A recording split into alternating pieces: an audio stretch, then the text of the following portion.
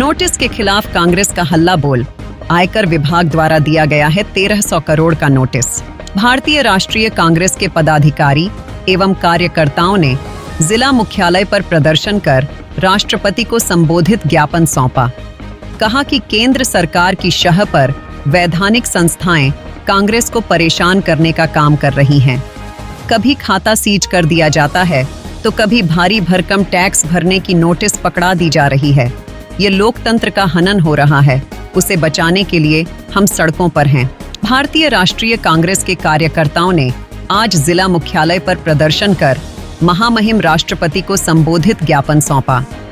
कांग्रेस नेताओं ने केंद्र सरकार पर आरोप लगाया कि उनके इशारे पर ईडी और आईटी जैसी संस्थाएं कांग्रेस को लगातार परेशान कर रहे हैं। अभी पिछले दिनों 135 करोड़ रुपए खाते से पेनल्टी के नाम पर ले लिए थे और अब पुनः 1823 करोड़ रुपए भुगतान करने का आयकर विभाग द्वारा नोटिस मिला। यह पूरी घटनाएं अलोकतांत्रिक है। केंद्र सरकार के इशारे पर संवैधानिक संस्थाएं कांग्रेस पार्टी को परेशान करने का काम कर रही है ताकि कांग्रेस पार्टी कमजोर हो जाए। परंतु हम यह बता देना चाहते हैं कि कांग्रेस न पहले कमजोर थी और न कभी होगी। रावण ने सीता का हरण किया था और यह देश हमारे लिए सीता है। हम देश का हरण नहीं होने देंगे, चाहे उसके लिए हमें कितने भी रावण से लड़ना पड़े। हम लोकतंत्र की रक्षा करेंगे। इन संस्थाओं को भी होश में आना चाहिए कि वह किसी के इशारे पर लोगों को परेशान ना करें। इसी रास्ते पर चलकर उनको भी ठीक किया जाएगा।